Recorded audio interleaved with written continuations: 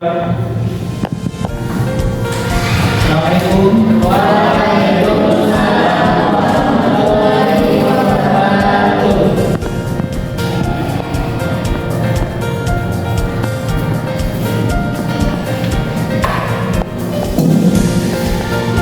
Apa kabar semua anak-anak semua? Alhamdulillah, luar biasa. Allahu Akbar. Assalamualaikum warahmatullahi wabarakatuh. Alhamdulillahirrahmanirrahim. Wassalamualaikum warahmatullahi wabarakatuh. Pertama-tama kita mengucapkan puji syukur kepada Allah Subhanahu wa taala dan salawat kepada Muhammad sallallahu alaihi wasallam. Dengan ucapan Allahumma shalli ala sayyidina Muhammad. Baiklah, sebelum mulai pembelajaran kita pada hari ini, marilah kita mulai dengan membacakan basmalah. Bismillahirrahmanirrahim. Baik, sebelum itu Bapak ingin mengabsen kita dulu. Samsul Mu'arif Batubara, lupa. Mr. Ali Mayuseng, lupa. Putri Salsabila, lupa. Delvia Putri, lupa. Fitra Muhammad Akmal, lupa. Reza Amarakami, Ali Putra, sakit Pak.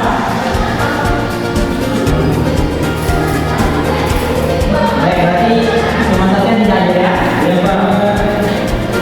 Baik, pada pertemuan kali ini kita membahas materi yang berikutnya itu tentang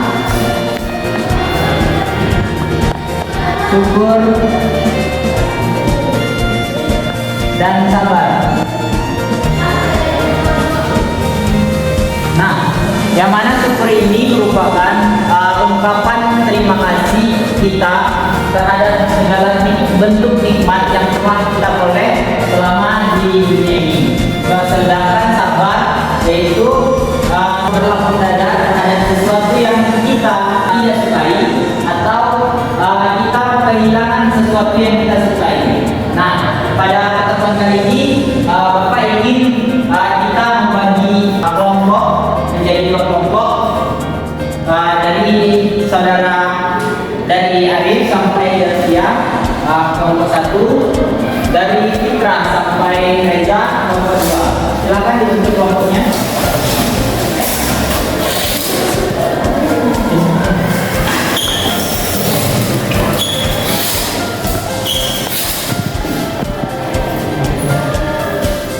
Nah, tujuan Bapak ingin membagi kelompok ini yaitu membagi materi kita pada siang hari ini menjadi dua bagian.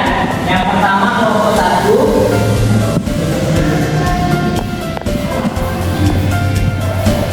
membahas tentang syukur. Nah, apa saja yang dibahas? Yang pertama yaitu pengertian syukur. Kemudian macam-macam syukur.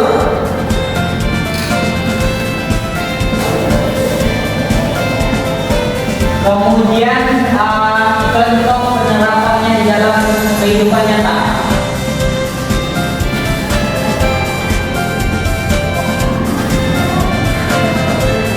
Sedangkan kelompok 2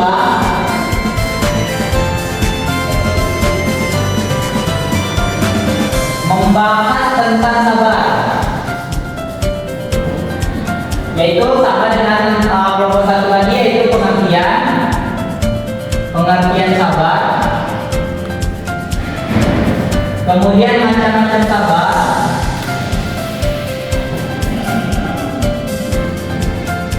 Kemudian contoh penerapan sabar dalam kehidupan.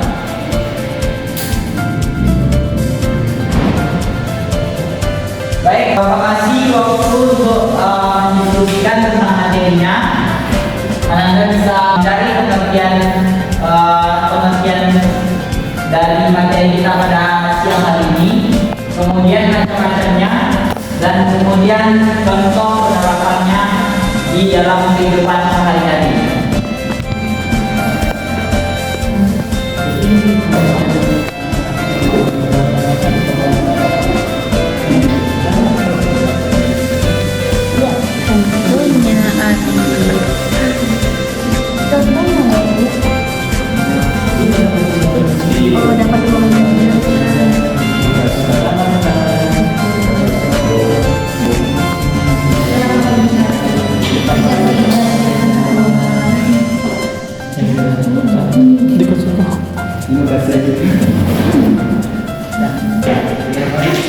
Apakah sudah siap?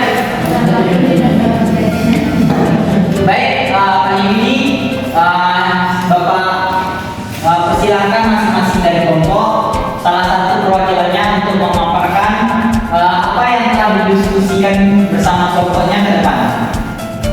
Pada perwakilan dari masing-masing kelompok disilakan. Perwakilan dari kelompok satu siapa? Iya, saudara Lidik, silakan. Silakan ke depan.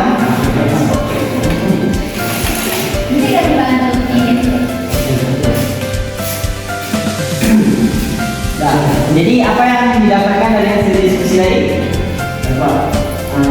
Yang saya dapat dari diskusi sama teman-teman tadi. Jadi pengertian syukur, itu pengertian syukur itu kata syukur berasal dari kata bahasa Arab. Kata dasar itu syukuran. Yang syukuran jadi arti berterima kasih.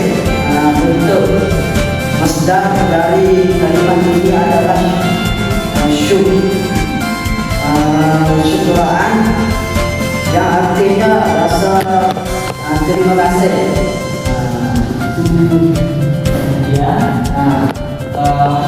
Misalnya, selanjutnya macam-macam syukur. Yang pertama yaitu syukur dengan hati, yaitu mengetahui dan mempercayai bahawa segala nikmat yang kita peroleh semuanya berasal dari Allah Subhanahu wa Ta'ala. Macam yang kedua yaitu syukur dengan lisan, yaitu dengan memuji Allah Subhanahu wa Ta'ala telah memberikan nikmat dengan mengucap alhamdulillah. Dan yang ketiga yaitu syukur dengan jasmani, yaitu dengan cara menggunakan setiap anggota badan untuk menjalankan perintah Allah Subhanahu wa Ta'ala dan menjauhi larangan.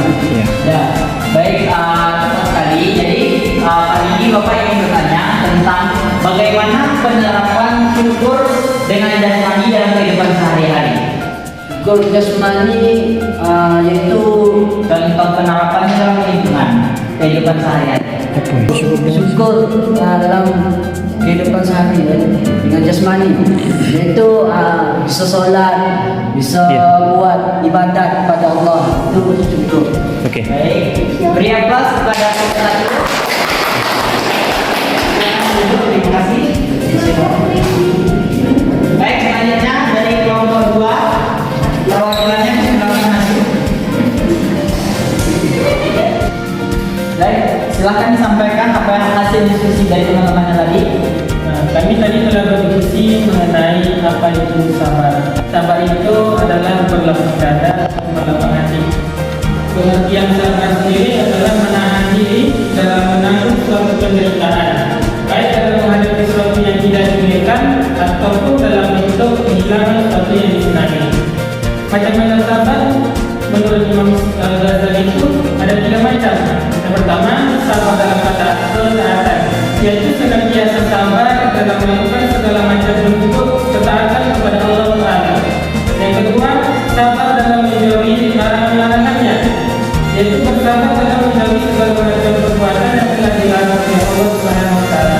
Dan ketiga, sabar dalam menerima musibah, yaitu berlapang dada atau berlapang hati menerima segala musibah yang kita terima meskipun menurut kita hal tersebut tidak menyenangkan kita. Contoh penerapan dalam kehidupan sehari-hari bagaimana?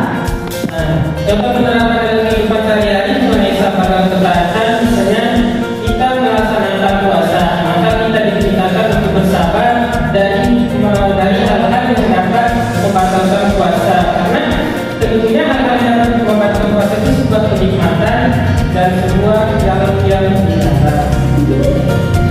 Yang kedua, sabar dalam menjauhi larangan Allah Ta'ala.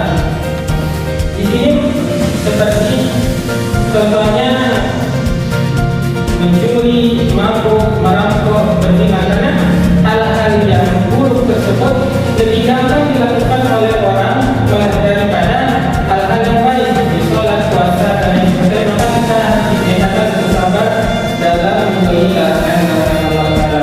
Yang kedua, sabar dalam menerima musibah, yaitu ketika kita mendapat musibah seperti hilang motor, kedua kita meninggal, maka kita diperintahkan oleh Allah untuk sabar, karena segala bentuk kesabaran merupakan rasa syukur kita kepada Allah Subhanahu wa Ta'ala. Baik, kita sudah ini. Baik, berikan contoh kepada. Nah, jadi kita lihat terkait dengan pengertian syukur, yaitu secara garis besar dapat kita petik bahwa syukur itu adalah ungkapan atau ucapan terima kasih kita kepada Allah. Yang pertama, macam-macam syukur itu kan ada syukur dengan hati. Nah, syukur dengan hati ini ungkapan terima kasih kita kepada Allah bahwa segala nikmat yang telah kita peroleh itu semuanya berasal dari Allah Subhanahu wa Ta'ala. Nah, kita harus meyakini itu. Kemudian syukur dengan lisan. Bagaimana cara kita kemudian setelah kita meyakini bahwa segala sesuatu nikmat yang kita peroleh itu berasal dari Allah, bagaimana cara bersyukur dengan lisan, yaitu dengan mengucapkan alhamdulillah, yaitu memuji Allah dengan lisan. Kemudian bersyukur dengan jasmani seperti yang telah dikatakan kawan kita tadi, yaitu beribadah, yaitu mempergunakan segala isi kita, yaitu tenaga kita, tangan kita, seluruh badan kita untuk beribadah menyembah Allah Subhanahu wa Ta'ala. Kemudian sabar pada umumnya, pada garis besarnya sabar itu bisa diartikan yaitu berlapang dada atau berlapang hati. Kemudian macam-macamnya menurut Imam Al-Ghazali yaitu sabar dalam ketaatan, yaitu kita harus bertahan dan istiqomah dalam menjaga ketaatan kepada Allah Subhanahu wa Ta'ala, yang mana hal ini tentu rasanya berat sehingga kita harus berlapang dada, berlapang hati dalam menerima segala ketaatan yang diperintahkan oleh Allah Subhanahu wa Ta'ala. Kemudian sabar dalam menjauhi larangan. Nah, seperti yang dikatakan oleh teman-temannya tadi bahwa larangan ini merupakan sesuatu yang begitu mudah kita lakukan dalam kehidupan sehari-hari, baik itu merampok, membunuh dan sebagainya. Ibaratnya hal kecil, menjudi dan sebagainya, ini kan mencuri piringan kawan, menjudi teman dan sebagainya. Larangan ini merupakan sesuatu yang begitu mudah kita lakukan dalam kehidupan sehari-hari, baik itu merampok, membunuh dan sebagainya. Ibaratnya hal kecil, menjudi dan sebagainya, ini kan mencuri piringan kawan, menjudi teman dan sebagainya, membuli dan sebagainya. Nah, itu merupakan hal-hal yang cukup lumrah di zaman sekarang, tetapi kita harus menghindari hal tersebut, harus sabar kita dalam menjauhi apa saja yang dilarang oleh Allah Subhanahu wa Ta'ala. Kemudian sabar dalam menerima musibah, seperti yang baru-baru kali ini terjadi, yaitu gelodok. Nah, hal itu dalam menerima musibah tersebut hendaknya kita sabar, karena setiap apa yang telah Allah tetapkan pastilah yang terbaik untuk kita. Mungkin sekian materi kita pada siang hari ini. Lebih dan kurang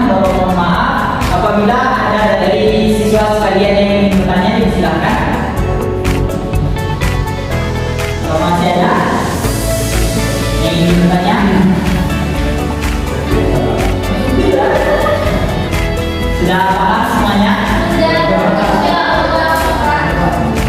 Baik, mungkin dengan itu kita tutup